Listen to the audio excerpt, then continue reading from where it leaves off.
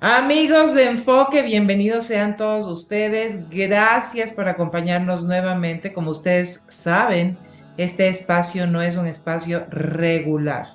Insistimos, cada vez que encontramos oportunidades para educarnos, para tratar de comprender mejor a la ciudadanía, para poder desarrollarnos como país y no quedarnos en vías de desarrollo, como nos llaman ahora, y no de tercer mundo, pues ahí es cuando nosotros tomamos la decisión de invitar a referentes, no solamente a nivel local, nacional, a referentes a nivel internacional. Y es para mí un privilegio contar esta vez con la presencia de Consuelo Tome, que ha venido trabajando, y puedo decirles, antes de que ella nos presente sus cartas credenciales, puedo decirles que yo sé de primera mano cómo ella ha venido trabajando con la escuela, no solamente la privada, sobre todo la fiscal, para poder involucrar a los niños en educación con arte.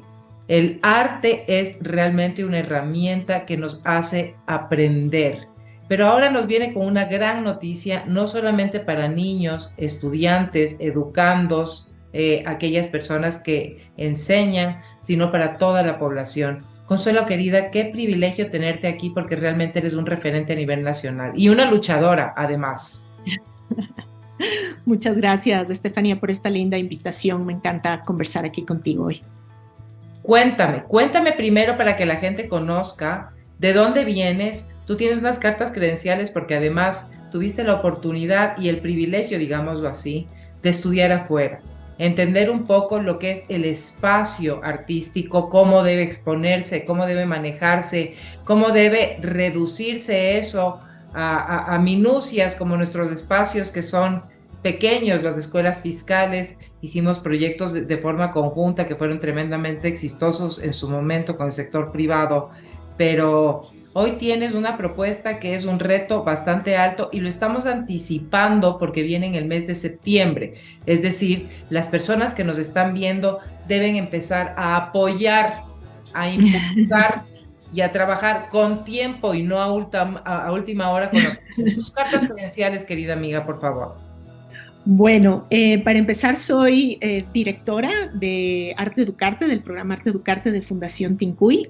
Arte Educarte básicamente se dedica a llevar artistas locales a escuelas públicas del Ecuador, en diferentes lugares del Ecuador, para a través de proyectos artísticos poder reforzar áreas curriculares, que es como tal vez la primera línea de trabajo, temas curriculares del Ministerio de Educación, pero principalmente lo que nos interesa es el refuerzo de ese vínculo con la vida, o sea, de estos ejes significativos de cómo los niños pueden conectar esos aprendizajes del aula con la vida, para que todo eso tenga como sentido, haga sentido. Y Entonces, siempre tratando de acoplarnos a su entorno.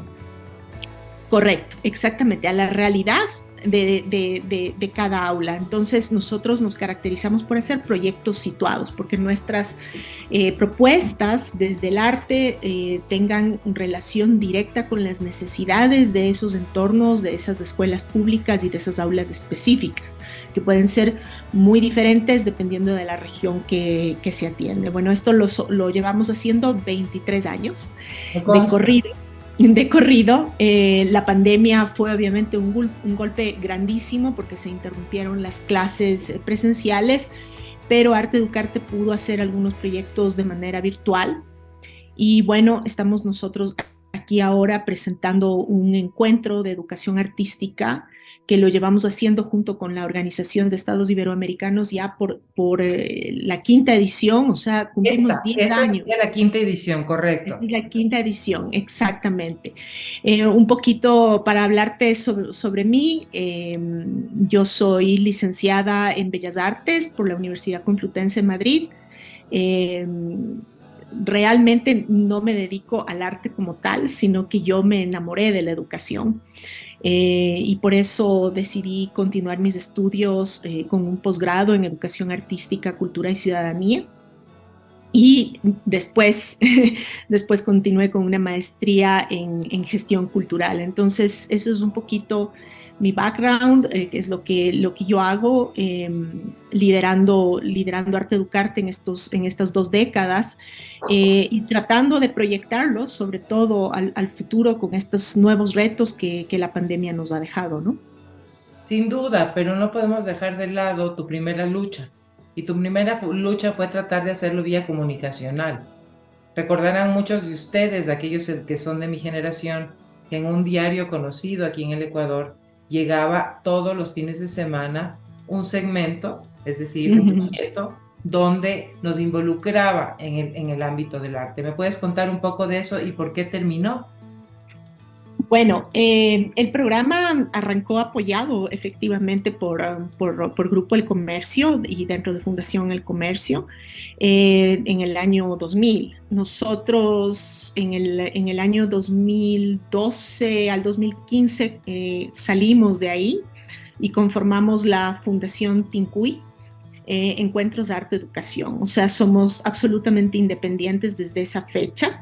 Sin embargo, creo que es súper importante reconocer justamente todo esos años de apoyo, porque tal vez sin ellos no hubiésemos conseguido el nivel de sostenibilidad Duda. que tenemos ahora. Entonces, efectivamente, paralelamente que nosotros realizábamos los proyectos en territorio, también se podía hacer muchísimo trabajo, como tú dices, a nivel comunicacional a través de la revista Educación. Tuvimos alrededor de 80 publicaciones durante 5 años, donde cada fin de semana se publicaba un proyecto Arte Educarte para maestros, dirigido para maestros, para que pudiesen replicarlo en las aulas y que tenía un paso a paso que estaba como muy descrito para poderlo replicar en el aula.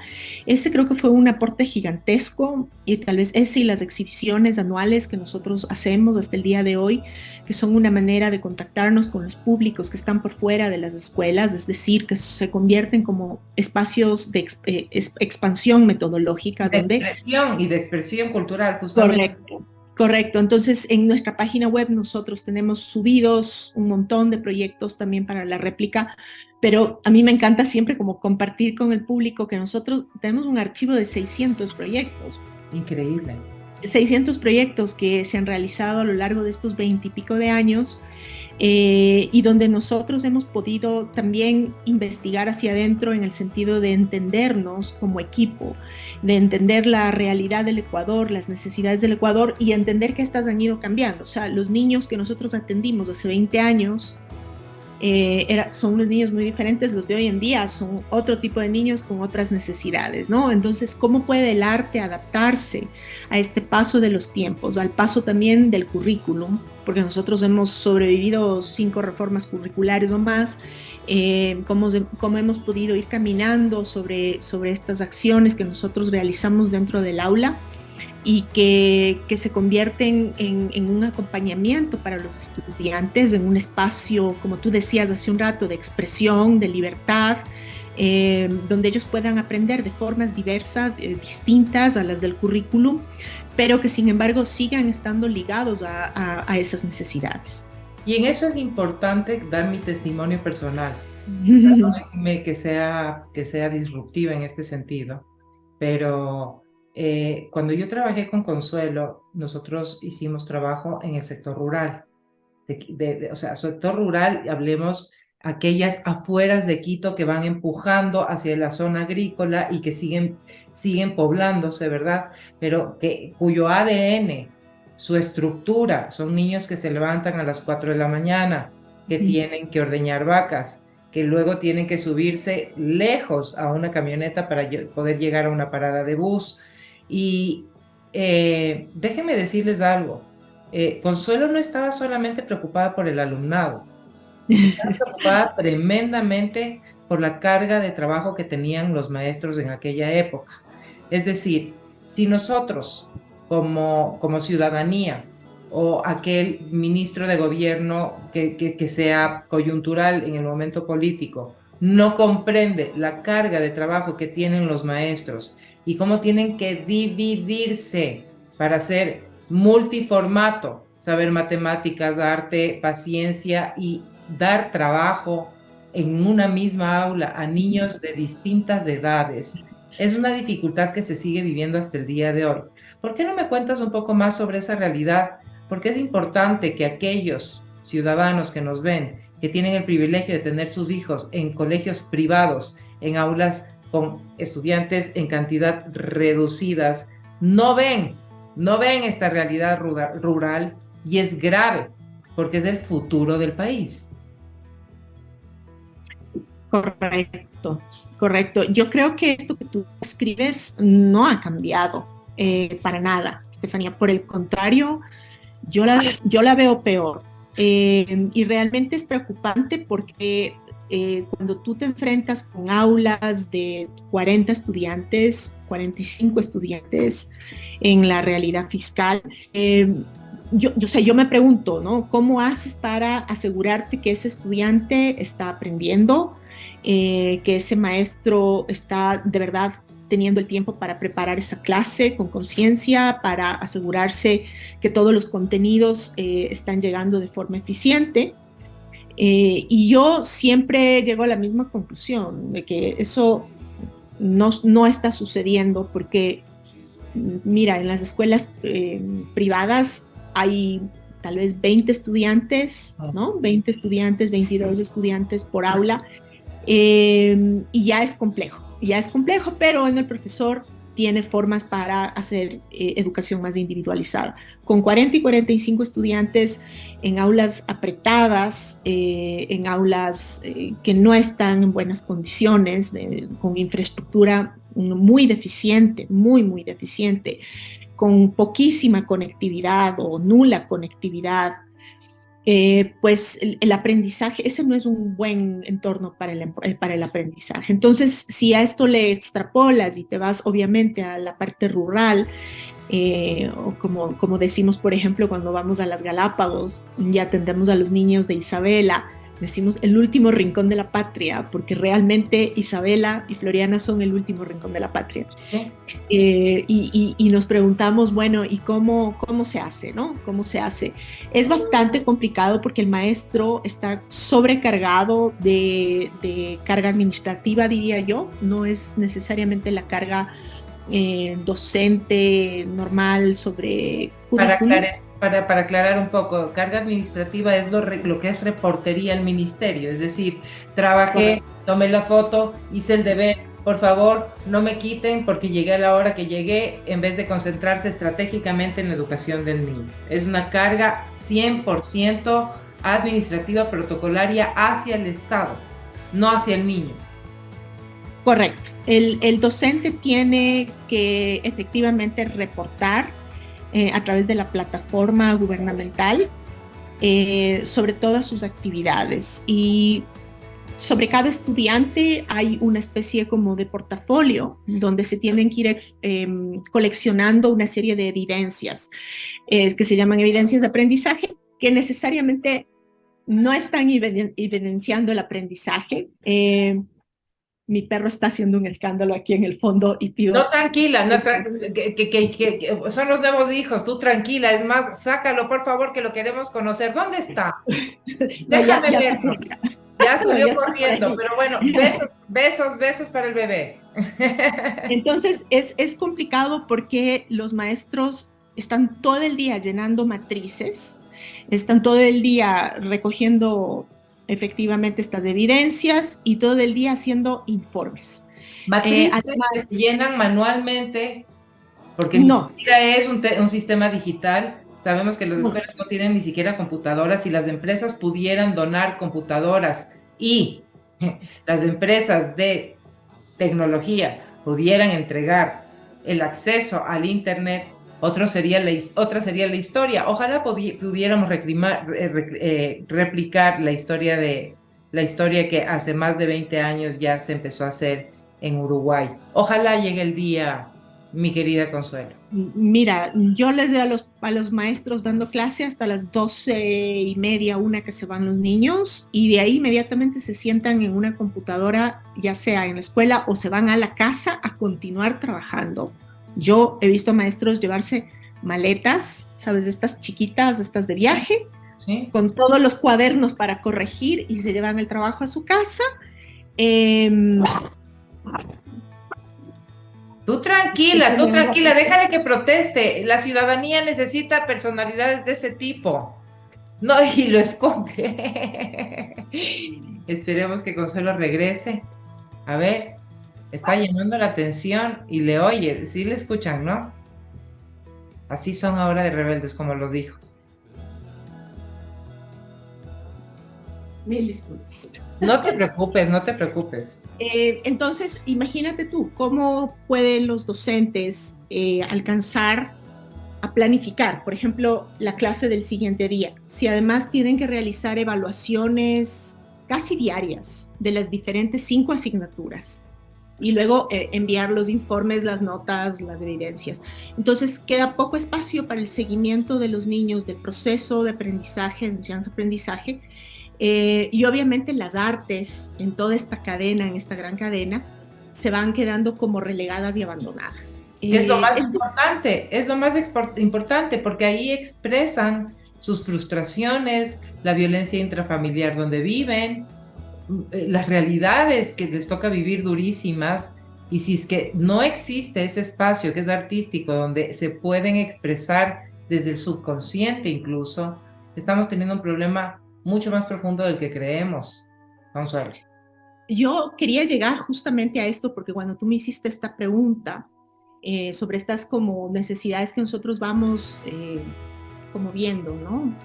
Año tras año, siempre vamos notando, ¿no? Cómo las artes se van quedando como esa hora, que es como la hora que está ahí, está ahí, y que no tiene ni siquiera calificación, que no está al mismo nivel que las otras asignaturas, no es considerada importante a pesar de que ya tiene un currículum. Desde el año 2016 ya existe un currículum oficial en el Ministerio de Educación, pero graciosamente existen solamente 3.000 docentes de educación cultural y artística en todo el país. Todos los demás fueron jubilados y esas partidas se perdieron. Entonces el maestro generalista tiene la obligación de impartir la clase de arte. ¿Cómo puede ser posible un maestro generalista que tiene que saber matemáticas, gramática, humanidades, ciencias sociales, tenga ese espíritu de artista? Generalmente con todas las otras que acabo de enumerar, principalmente, a veces como que se va bajando el nivel de arte. Ahora, tú me estás hablando de 3.000 reducidos y no reemplazados. ¿Cuál es el número ideal? No sabría decirte, porque esa data tiene ya algunos años y con la pandemia yo he ido perdiendo un poco la pista sobre esa data exacta, porque esa fue una decisión que no tiene vuelta atrás. Esa es una decisión que no tiene vuelta atrás. Tal es así que el último currículum se hizo pensando justamente en docentes generalistas, o sea, en que el currículum pudiese ser abierto y que pudiese despertar la creatividad del docente para que el docente pudiese diseñar sus clases sin una receta y poder seguir un enfoque de educación artística que es un enfoque actual. El currículum es un muy buen currículum. Sin embargo, si no se ha hecho formación docente, no se imprimieron libros, por ejemplo, hay libros impresos de todas las asignaturas menos de la de arte. Entonces el docente tiene que recurrir a la publicación que está digital, ¿no? Y tienes que hacer un scroll de 100 páginas hasta llegar a tu unidad. Y luego tienes que crear, ¿no? Y hacer una propuesta. Los docentes están inmersos en lo que es aprendizaje basado en proyectos desde hace algunos años, no muchos, pero obviamente ahorita están intentando que las artes entre las diferentes asignaturas. Es decir, cuando se plantea un proyecto escolar, procurar que las artes sean esa amalgama entre áreas de conocimiento. Ese es un ideal, yo lo he visto funcionar. En algunos casos, en otros, el maestro hace lo que puede. Sin embargo, como te digo, es una complejidad adicional, y como te digo, a pesar de que tienen un buen currículum, hay dificultades en su aplicación porque el maestro está acostumbrado a seguir recetas, ¿no es cierto? Entonces, de repente llega la asignatura de arte totalmente nueva con otro enfoque y otro principio. Entonces, ahí pues ha tocado empujar, ¿no?, esa creatividad de los docentes. Últimamente el currículum por competencias, el último que sacó el Ministerio de Educación, le pide al docente hablar sobre innovación y comenzar a hacer innovación en el aula, ¿no? Entonces los docentes pues se han dado cuenta que el arte es una forma de innovación en el aula. Entonces, bueno, tiene más sentido también, ¿no? Tiene sentido, pero también la innovación no es cuestión de crear algo sin una función, sin la función de entender la necesidad del consumidor. Es decir, estamos rellenando las cosas y tenemos la gran oportunidad. Son áreas de oportunidad de mejora. Este no es un espacio de crítica, porque venimos arrastrando más de 40 y 50 años de retraso en muchos temas sociales y sentimos que la educación y el arte es importante. No por nada, no por nada, derechas, izquierdas, populistas, ladrones, corruptos, etcétera, y todos ellos se llenan la boca diciendo que la educación de artes liberales es la educación que tiene que llegar al Ecuador. ¿Cuándo, señores? ¿Cuándo? Pero bueno, este es un tema, no quiero salir, porque tú sabes que yo soy ciudadana protestona. Bendito sea Dios que estamos en YouTube. Vamos a llevar esto, vamos a aterrizar esto a tiempos, ¿ok? El evento tú lo estás llevando en 2 lugares específicos. En la CIESPAL, ¿verdad? Cuéntame qué es lo que vas a hacer en la CIESPAL primero y luego en la Casa de Artes de Benjamín Carrión, que es otro eje fundamental para poder separar los grupos. Y también, ¿por qué las fechas? Porque veo y me enorgullezco, porque los conozco y he trabajado con ellos, que tienes a algunos representantes de Diartes que son de Colombia, es gente que sabe perfectamente cómo se maneja el tema artístico. Tú sabes que la economía naranja es lo que les hizo crecer económicamente. Entonces, tu palabra, por favor. Bueno, nosotros en el mes de septiembre, desde el 28 de septiembre al 1 de octubre, estamos presentando el 5º encuentro de educación artística y buenas prácticas. En esta edición nosotros vamos a trabajar el tema de la educación artística como un derecho cultural en Iberoamérica. Desde hace un par de ediciones el encuentro se tornó iberoamericano porque comenzamos a detectar pues, la presencia de personas de varios países que venían para el encuentro, o a su vez la edición pasada que se realizó de manera digital, pues tuvimos más de 12 países en conjunto, ¿no? Veo inclusive expositores españoles, veo mexicanos, veo chilenos, veo de varios países y son gente top, como dicen los gringos.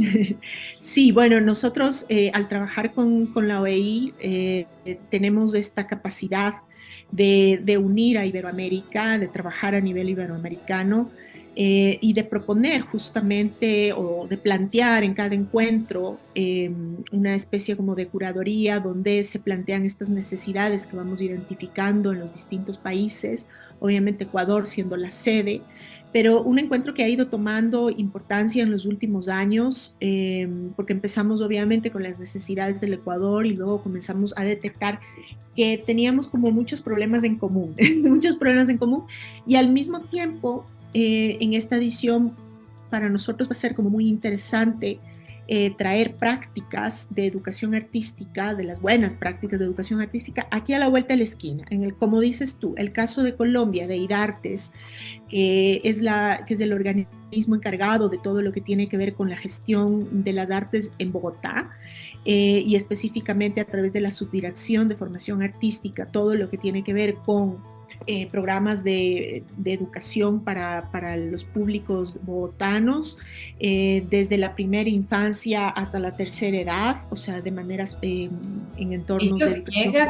Y Dartes ha llegado a ser incluso el promotor de los eventos que ya son institucionalizados a nivel Correcto, internacional, como Blues correcto. Parque, Uh -huh, como la Feria del Libro, que la están manejando siempre bien. Y uh Dartes -huh. yo creo que es un referente a nivel latinoamericano, y en cultura pues hay que ver lo bueno y copiarlo si es que es posible y aprender de ellos. Bueno, para mí era como importante, porque siempre estamos como mirando tal vez hacia otros lados y nos estamos olvidando de que aquí en Iberoamérica compartimos eh, cultura, diversidad y también pues estas mismas necesidades. Y es interesante ver cómo los distintos países lo van aterrizando desde realidades que son parecidas al Ecuador, ¿no? Como la de Colombia, en el caso de IDARTES, o por ejemplo Movimiento Fibra de Chile. Ellos Sí. son los implementadores de las políticas públicas, son una fundación privada, pero que implementan proyectos a lo largo y ancho de 500 y 600 escuelas a lo largo de Chile para los ministerios de Educación, Cultura y me parece que Bienestar Social. A mí me interesa entender las dos partes, ¿no? Tanto del sector público, de sus políticas públicas, así como de los implementadores, que muchos vienen no necesariamente del sector público, sino de estas entidades privadas o del tercer sector, o en el caso organizado de asociaciones de artistas que comienzan a tener un rol fundamental dentro de la sociedad. O sea, visibilizar justamente la importancia del trabajo cultural, de los agentes culturales, en lo que se refiere a temas de educación y formación de las artes. Y ahí cuando me hablas de talleres y formación, tienes dos ejes, charlas y Uh -huh. talleres. Y regreso a mi primera pregunta. Sí. ¿Las charlas las vas a tener en la CIESPAL o la vas a tener en la Casa de la Cultura o viceversa? Dime tú. Bueno, vamos a estar realizando toda la parte efectivamente teórica el jueves y viernes de la última semana de septiembre en el CIESPAL. Estas charlas y van a haber 2 mesas de diálogo también. Van a ser también retransmitidas en streaming.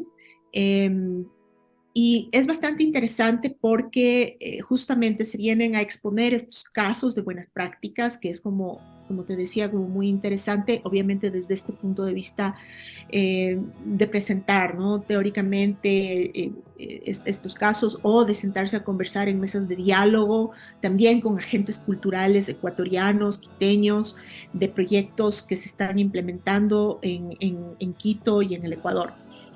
Hay una sección que se llama Posters, que la implementamos desde el encuentro pasado, donde nosotros visibilizamos prácticas súper pequeñas, buenas prácticas, a lo largo de toda Iberoamérica. Y es interesante porque es una convocatoria abierta, que es diferente a las charlas que son por invitación o a las mesas de diálogo que son por invitación. Los posters más bien son una convocatoria abierta para que la gente presente sus proyectos y la única condición es que cumpla con los requisitos de buenas prácticas, es decir, que se haya hecho por más de una ocasión, que sea sostenible, que haya pasado por procesos de evaluación y efectivamente que pueda mostrar estos procesos en un tiempo sostenido, ¿no es cierto? Qué increíble. Me estás hablando de afiches. O sea, los posters son afiches y nosotros tenemos un ecuatoriano que debes conocerlo muy bien, que es James Verde Soto. No sé si lo ubicas perfecto. James Verde Sí. Soto salió a los 3 años del Ecuador, terminó estudiando en Pratt Institute y es quien maneja mucho la imagen de HBO.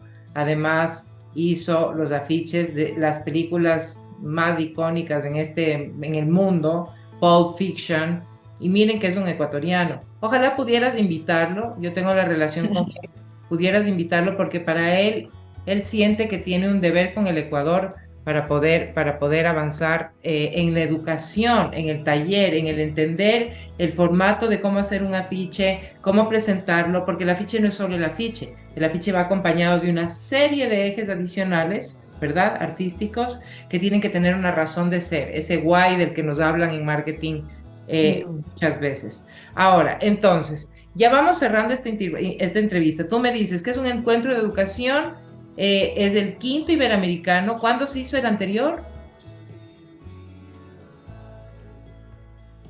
¿Te me colgaste ahí?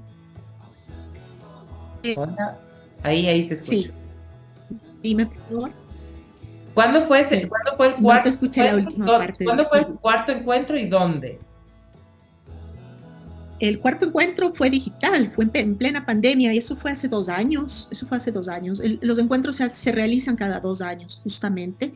Ahora lo hemos retrasado un poquito porque ya queríamos volver a la presencialidad, porque justamente no alcancé a comentarlo, pero el regreso a los talleres presenciales es una cosa que se identificó como una urgencia, ¿no? De llegar a que las personas volviesen a tener contacto con otras personas. Los talleres se van a llevar a cabo en el Centro Cultural Benjamín Carrión, sede Bellavista, y siempre para nosotros estos espacios de experimentación profunda son espacios de taller largo que se realizan durante toda la mañana de los fines de semana.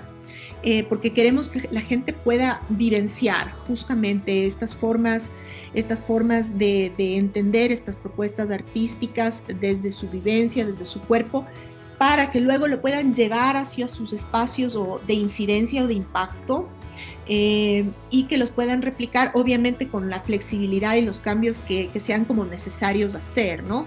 Entonces, nosotros hemos encontrado que la gente entra en una especie de estado de arte, a mí me gusta llamarlo de esa forma, un estado de arte que los remueve un poco del aburrimiento del día a día, de lo duro que significa estar en aula, por ejemplo, todos los días. Entonces, estos espacios de formación para los docentes se convierten en espacios de crecimiento también personal, no solo profesional, sino también personal. ¿Va a tener Y algún que costo? ¿Va a tener algún costo?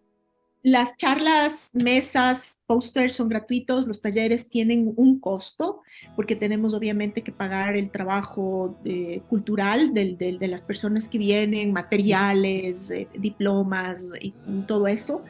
Hemos bajado los precios, entendiendo que la pandemia ha impactado durísimo a este sector, bueno, a todos los sectores, pero a este sector más todavía. Entonces, bueno, hay esa consideración y estamos abriendo becas y medias becas también, especialmente para docentes que trabajan en la escuela fiscal y que no tienen los recursos para venir a talleres caros. Entonces, Que sí. agregue algo más a su currículum, que es una carta credencial increíble. Vamos a hacer un corte comercial. Un corte, no es comercial porque yo no acepto publicidad, no sé por qué soy hipster, como dicen por ahí, pero bueno, lo importante es saber quiénes vienen. ¿Cuáles son estas personas que saben de arte, que han tenido experiencias en toda Latinoamérica, países en vías de desarrollo y que han logrado pegar el salto? ¿Te parece si regresamos en un segundo? Venimos Listo. enseguida. Venimos Dale. enseguida.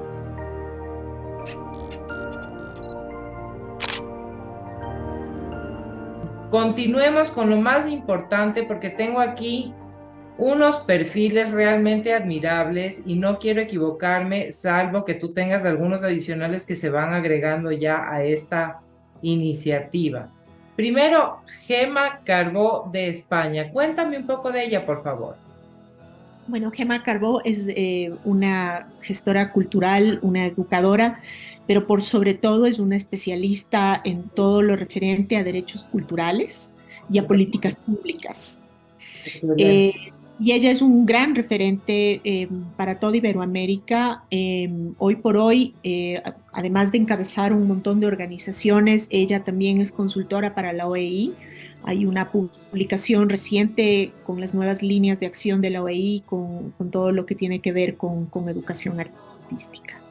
Es decir, ojo, Gema Carbó de España, ella es parte de Fundación Carula, es historiadora y gestora cultural, como tú bien dices, especialista en derecho de la cultura, señores. Algo que Mm. están levantando la mano por hacer política, cultura y educación en el ámbito cultural y educativo. forma parte de un grupo de expertos de la OEI, como tú bien anuncias, y es parte del Consejo Rector de esta organización, así como del comité que organiza y hace seguimiento de la cultura educativa en su país. Ahora sí vamos con una institución a la que admiro y respeto muchísimo, que es IDARTES de Colombia. Esta es una secretaría que ya se ha convertido en una institución admirada y respetada en Latinoamérica. Cuéntame cuál es el aporte de IDARTES específicamente en este evento. Bueno, yo me contacté con el departamento, la subdirección de formación en artes. Entonces, o sea, se pueden dar el lujo de tener un departamento especializado solamente en estas políticas para que los bogotanos puedan acceder a todo lo que tiene que ver con formación en artes a lo largo de toda la vida. Eso quiere decir desde la primera infancia hasta la tercera edad. Excelente, excelente. Están hablando justo de lo que ellos llaman nidos de la primera infancia. Sí, Es decir, el entender cómo involucrar a nuestros bebés desde correcto. chiquitos con el arte para que puedan expresar desde sus frustraciones hasta sus sueños. Ujú. Tenemos también a José Armando Palacio. Él es parte de la subdirección de formación artística ya dentro de IDARTES. ¿Cuál va a ser su papel? Bueno, él viene como delegado de la subdirección. Él es artista, él es coreógrafo y bailarín. Él va a estar impartiendo unas charlas y talleres en torno justamente a los derechos culturales, a los derechos culturales como derecho humano, partiendo de ¿Correcto? ahí, de ese gran concepto, y luego cómo se puede implementar en tu campo de acción este tema de los derechos culturales, porque es algo que se ha comenzado a hablar hace muy poco en Iberoamérica, que se hablaba a nivel como muy teórico, solamente lo escuchabas en especialistas, ¿no? Que te hablaban de los derechos culturales. Ahora, pues los organismos están tratando de que la ciudadanía se empodere de sus derechos culturales, que son todos los referentes a la participación y disfrute de la cultura, ¿no? Que sean parte de él, que tengan una vida cultural y pensado desde un derecho humano. Entonces, Tiene que ser un tema activo, no tiene que ser un tema de que escojo los domingos o los martes. No, no, no. El arte tiene que estar inmerso dentro de nuestros hogares todos los días. Ustedes no saben cómo marca la diferencia. El hecho de correcto. que uno como padre cometa 500,000 errores, el arte resuelva esos errores. Es increíble, pero es así, porque es la forma de expresarse de nuestros hijos. Ahora tú tienes un movimiento bien fuerte en Chile. Este Correcto. movimiento se llama Libra. Si es que estoy mal, corrígeme, por Fibra, favor. fibra, sí, movimiento Libra. fibra. Yo siempre les pienso como unos hermanos gemelos del arte Ducarte. Eh, lo que pasa es que ellos han crecido muchísimo porque han logrado reunir a muchísimos artistas a lo largo y ancho de Chile, agentes culturales diversos que se convierten en implementadores de las políticas públicas de los ministerios de Cultura y Educación y que visitan a las escuelas para impartir una serie de talleres y obviamente, ¿no? En el caso del encuentro, ellos van a venir también con una persona también que trabaja desde el cuerpo. Ha sido como una coincidencia que todos los delegados de estos organismos vienen justamente del trabajo con el cuerpo, entendiéndolo como una urgencia y una necesidad para las aulas. Y mira que ellos están trabajando desde el año 2015. Te les anticipaste. Mira, ellos trabajan en 500 hasta 600 escuelas en Chile. Eso, Increíble. eso es una cosa increíble porque requiere de una política pública y de un presupuesto fijo y comprometido año a año por el ¿Cómo gobierno. se ha aportado nuestra ministra de Educación con tu proyecto? Cuéntame. Bueno, nosotros hemos visto pasar pues varios ministros, varios No me imagino. ministros. Claro. Sí, todos lo conocen. Nosotros siempre cumplimos con todos los reglamentos que se nos piden, ¿no? De permisos para ingreso a las aulas, de cumplir con todos los requerimientos que se piden, ¿no?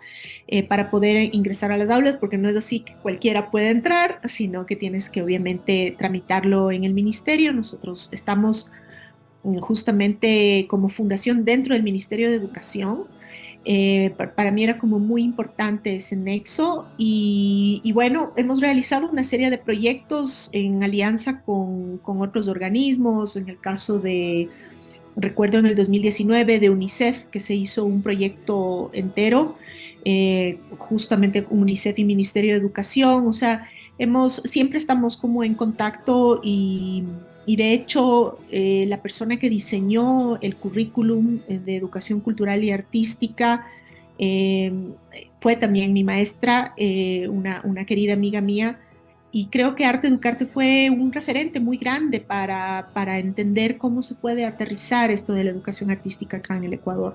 A mí me encanta que sigas siendo soñadora hasta el final de tus días y amante del arte. Hay una persona muy importante que también es intérprete y profesora de danza contemporánea. Estamos hablando del arte no solamente pictórico, amigos y amigas. El arte abarca muchas expresiones y la danza contemporánea es una maravilla en ese sentido. Y ella es Claudia Sepúlveda y viene de la Universidad de Santiago de Chile, la Universidad Arcis. Cuéntame de ella, para Bueno, aquellos que aman bailar. claro, a mí me parece interesante el recorrido que ha tenido Claudia, porque Claudia es una artista, efectivamente, bailarina, coreógrafa, pero por sobre todo es una gran educadora que tiene una trayectoria muy grande, que de hecho estuvo trabajando también en las filas de los programas Se Crea del Consejo Nacional de las Artes de Chile, que hoy por hoy es del Ministerio de las Culturas. En Chile nosotros trajimos a Pablo Rojas Durán hace 3 encuentros, Okay. quien dirige justamente todo el área de educación artística para el Ministerio en Chile y Claudia trabajó junto a él. Entonces, a mí me encanta que los encuentros se convierten también en una especie de red, donde tú vas tejiendo una red de contactos afines, ¿no? Que manejan el mismo enfoque, la misma forma de pensar, eh, y donde cada año esta red se va solidificando y donde podemos, a lo largo de los años, en esta década de encuentros, tener una red bastante grande y sólida a nivel iberoamericano de actores y agentes culturales que nos dedicamos a lo mismo. Exacto, y que en un momento dado se pueden convertir en colectivos y en un momento dado tenemos a un colectivo que se ha fortalecido muchísimo, que es de Costa Rica. Miren ustedes por qué el encuentro es iberoamericano, porque tenemos del norte, de centro, de sur de Latinoamérica, tenemos de España, tenemos de varios países, y esta oficina se llama La Ruidosa. Es decir, es un colectivo que realmente removió las bases y las estructuras culturales en Costa Rica. Cuéntame de ellos. Al final vamos a pasarles un video. Yo voy a hacer un video rápido para que ustedes los conozcan a todos brevemente y sea un poco más de entretenido, pero a quien realmente le interesa saber sobre cultura y arte, pues vea esta entrevista. Yo no le pido suscripción ni mucho menos. Vea la entrevista para que podamos cambiar este país de una vez por todas. Cuéntame de La Ruidosa. Bueno, La Ruidosa está conformada por 3 artistas de Costa Rica. Creo que para nosotros era como interesante poder visibilizar también las prácticas más pequeñas, no necesariamente estas grandes del Estado, sino también las prácticas desde estas asociaciones o colectivos de artistas que se juntan, ¿no? Por una Son causa. tres mujeres, ¿verdad? Son 3 mujeres, 3 artistas que se juntaron y bueno, en la pandemia hicieron un montón de trabajo desde el área digital, y que ellas, a mí lo que me gusta muchísimo de ellas es que ya están inmersas en todo el trabajo comunitario, con lo que es comunidades a través de las estrategias de mediación cultural, donde se están planteando justamente estos nexos o estos vínculos entre el arte y la educación para lo que es la transformación social. Eh, Sobre todo porque incorporan lo que es artes visuales y artes escénicas, que el arte visual estaba muy separado antes de lo que era el arte escénico. Antes del arte escénico era tablas y una cámara por ahí, pero sí. el arte visual hace que uno como audiencia viva una experiencia completamente diferente, ¿verdad? A mí lo que me encanta de La Ruidosa es que están trabajando con arte contemporáneo, directamente con prácticas contemporáneas de las artes, con lenguajes efectivamente donde estas líneas, ¿no?, que separaban, ¿no?, los distintos lenguajes del arte ya Sí. se han nublado. Ahora realmente las prácticas contemporáneas ya no les interesa, ¿no?, definirse, autodefinirse como soy pintora, soy escultora, soy grabadora, sino No es así, no es así. ¿Cuántos correcto, cantantes conocemos que pintan? ¿Cuántos bailarines sabemos que hacen arte de escénica de otra forma y que son actores? El arte es tan rico que no puedes definirlo así, uno solo. Y en eso te felicito porque has sabido abarcar mucho, mucho, aunque siempre sería mucho más, ¿no? O sea, podríamos entrar con la feria del libro, podríamos entrar con un montón de temas, pero este es un comienzo que es fuerte además, muy bien sostenido con una plataforma, sobre todo porque está tu nombre de por medio y eres una mujer bastante respetada en este país. Y para gracias. quienes están preguntando, bueno, ¿y el Ecuador? Nosotros también somos artistas, ¿dónde estamos? Sí. Claro que sí estamos los ecuatorianos y esto es Archivos Vivos Ecuador. Cuéntame un poco esto de Archivos Vivos del Ecuador. Bueno, Archivos Vivos son una plataforma de artistas que vienen del mundo de la danza, eh, que se centran en todo lo que tiene que ver con las pedagogías de la danza y la importancia del cuerpo y del movimiento en la vida de las personas. Entonces, ellos se reúnen periódicamente para conversar, para compartir todas estas pedagogías. Tienen una plataforma entera donde todo este conocimiento, porque no es información, es conocimiento, está subido. Están constantemente haciendo reflexión y haciendo acción, están dando talleres, haciendo también encuentros, etcétera. Es interesante como comprender y ver las diferentes formas de abordar estas pedagogías de la danza, donde cada persona puede aportar desde una práctica distinta. Y que aquí en el Ecuador ha tomado una relevancia en los últimos tiempos bastante importante. No, sobre todo después del solsticio que viene en pocos días y pocas horas, pues podremos ver esa riqueza y esa diversidad cultural, no solamente de danza, pictórica bueno, de muchas expresiones que ustedes conocen. Vamos a cerrar esta entrevista por si acaso ustedes quieran formar parte de este evento. La persona a cargo, hay dos personas a cargo de esto que son Melissa Bravo y María José Jiménez. La responsable de comunicaciones de la organización iberoamericana de la que estamos hablando es melissa.bravo@oci con C, ¿no es cierto? Correcto. ociecuador.org. Pueden escribirle directamente a mjiménez@arteeducarte.com. ¿Cuántos correos tenemos de ida y vuelta tú ya trabajando juntas? Ojalá que volvamos a hacerlo algún momento. ¿Cuánto Claro hicimos que por las sí. escuelas fiscales y cuánto te agradecen estos niños por haber Muchas por haber sido rescatados? Porque claro, tú cuando vas y los visitas, vemos niños que muchas veces están tristes, que no se atreven a hablar de su realidad, que tienen muchos complejos y ojalá que el Ecuador pudiera cambiar a través del arte. Recuerden, el arte liberal, las artes liberales son aquellas que le dan los mejores puntajes a las universidades en el mundo. No por nada, no por nada. Es porque es la libre expresión lo que hace que la genialidad, la innovación, la creatividad y el liderazgo sean la prioridad del ser humano. ¿Alguna recomendación para cierre, querida amiga? Y qué honor y privilegio tenerte a ti, porque además, como te digo, te admiro porque eres una luchadora, un Quijote, un Quijote. No se ha entendido mucho el arte y esperemos que nuestras nuevas autoridades entiendan y comprendan que el arte no es simple y llanamente la exhibición de un cuadro. Es algo de lo que el Ecuador podría marginar muchísimo, muchísimo y dejar a toda esa gente que está desempleada ya con algo que hacer, con una herramienta que hacer. Tus palabras finales. Bueno, en primer lugar, invitarles a participar del encuentro. Nosotros seguramente la próxima semana ya tenemos las inscripciones abiertas abiertas para que la gente pueda llenar formularios, etcétera. Tenemos cupos limitados, obviamente, por los espacios. Sí, hay cupos limitados. Hemos dado un margen de tiempo bastante grande para hacerlo porque hay muchos eventos pasando al mismo tiempo. Y por otro lado, bueno, agradecerte por este espacio.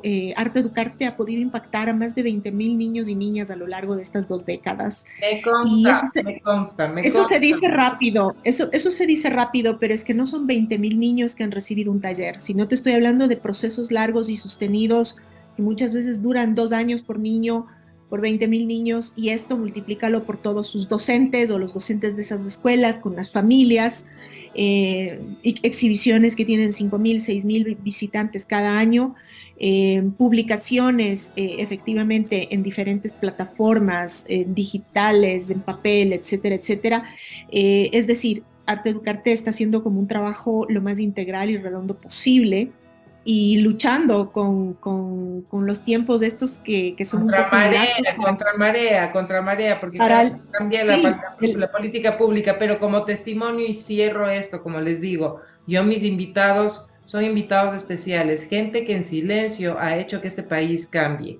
Tú me estás hablando de un tema integral. Si algo puedo decir yo de Consuelo y el trabajo que ha hecho es dedicarse a cada niño, ver su realidad y en función de esa realidad lograr que el arte sea una terapia de curación, de sanación, de liberación, de cambio de chip que necesita tanto nuestro país. Te felicito infinitamente por tu perseverancia, por tu persistencia, a veces sin un centavo, sin un fondo, tratando de recaudar todo lo posible para que la empresa privada, incluso la pública, ponga y apueste por el arte que tanto se necesita en este país. Gracias de corazón, de corazón. Dejo la cámara para ti. Despídete, recomienda fechas, horas, números de teléfono, lo que tú quieras.